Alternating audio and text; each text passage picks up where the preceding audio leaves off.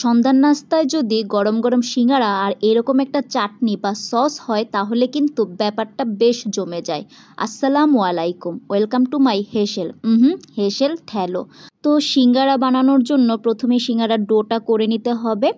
এর জন্য আমি আটা নিয়ে নিয়েছি আর নিয়ে নিচ্ছে কালো জিরা, লবণ একসাথে মিক্স করে তারপরে আগে আমি সয়াবিন তেল দিয়ে একটু মথে নেব।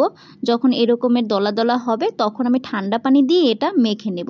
তো এই যে দেখতেই পাচ্ছেন আমি খুব সুন্দর করে মথে নিয়েছি।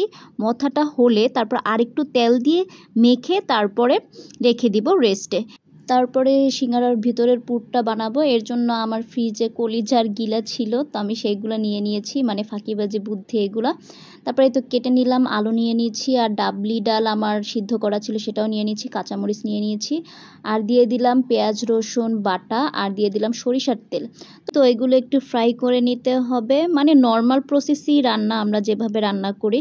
তো এই তো কাঁচামরিচ দিয়ে দিলাম, এরপরে একটু রাঁধুনি গুঁড়া মশলা মাংসের মশলাটা দিয়ে দিছি, কারণ যেহেতু কলিজা গিলা ইউজ করব। এই তো মানে নর্মালভাবেই রান্নাটা, লবণ টবণ যত যাবতীয় মশলা আছে, ধনিয়ার গুঁড়া জিরার গুঁড়া সব কিছু দিয়ে কষিয়ে পরিমাণ মতো পানি দিয়ে তারপরে কিন্তু রান্নাটা ভালোভাবে করে নিতে হবে। লাস্টে একটু জিরার গুঁড়ো দিয়ে দিচ্ছি, ব্যাস হয়ে গেছে কিন্তু আমার পুরটা। এরপরে এই তো দেখেন রেস্টে রাখার পরে আমি এই তো গোল গোল লেচি করে লম্বা লম্বা করে রুটিটা বানিয়ে নিব। প্রথমে সবগুলো রুটি এরপরে লম্বা করে বানিয়ে মাঝখান থেকে কেটে নিব। তো এই তো সবগুলো রুটি আমার বানানো প্রায় শেষ, দেখতেই পাচ্ছেন সবগুলো রুটি বানিয়ে নিয়েছি। এখন আমি সিঙ্গারাটা কিভাবে বানিয়েছি সেটাই আপনাদের একটু দেখাবো প্রসেসটা। সিঙ্গারার ভাজটা আমিও অত একটা ভালোভাবে পারি না, তবু আপনাদের সাথে শেয়ার করছি যে আমি কিভাবে ভাজটা দেই। রুটিগুলো আর একটু মোটা করলে হয়তো বা ভালো হতো। তো এই তো তারপরেও মোটামুটি ভালোই হয়েছে। 3 কোনা করে ঝালমুড়ির প্যাকেটের মতো করে প্রথমে মুড়িয়ে নিয়েছি, এরপরে ওই তো এক সাইডে থেকে ভাঁজ দিয়ে আর একটা সাইড লাগিয়ে এই তো হয়ে গেছে কিন্তু সিঙ্গারা শেপ। মোটামুটি ভালোই হয়েছে, একেবারে খারাপ বলা যাবে না। তারপর অনেকেই হয়তো বা আমার থেকে ভালো জানেন। তো এই তো একে একে এরকম করে সবগুলো সিঙ্গারা আমি বানিয়ে নিব। একটা বানিয়ে আগে ট্রেতে রেখে নিয়েছি। তো এই তো দেখতেই পাচ্ছেন সবগুলো সিঙ্গারা কিন্তু আমার রেডি। এখন আমি একটা কড়াই দিয়ে দিলাম সয়াবিন তেল। তেলটা গরম হওয়ার জন্য ওয়েট করতে হবে। তেলটা গরম হয়ে গেলে একে একে সবগুলো সিঙ্গারা দিয়ে দিব।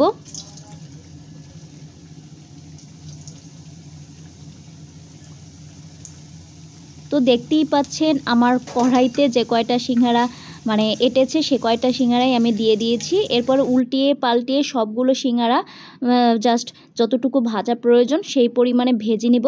তো দেখতেই পাচ্ছেন আমি একে একে সবগুলো সিঙ্গারা সুন্দর ভাজার ফাঁকে সবার সাথে একটা কমন কথা বলে নেই। যারা আমার এই ভিডিওটা সম্পূর্ণ দেখেছেন তাদের সবাইকে অসংখ্য অসংখ্য ধন্যবাদ। আর যারা এখনও ফলো দেননি তারা সবাই ফলো দিয়ে দিবেন। আর যারা ইউটিউব চ্যানেল থেকে দেখছেন তারা সাবস্ক্রাইব করে দিবেন। সবাই কমেন্ট করলে আমার উৎসাহ বাড়ে, আমাকে উৎসাহ দিয়ে পাশে থাকবেন। তো এই তো সবগুলো সিঙ্গারা কিন্তু আমার ভাজা শেষ। তো এই তো সার্ভিং প্লেটে সার্ভ করে দিয়ে দিলাম। চাটনি রেসিপিটা আগেই কিন্তু আমি শেয়ার করেছি, আপনারা চাইলে দেখে নিতে পারেন। তো কেমন লাগলো জানাবেন কিন্তু। আল্লাহ হাফেজ।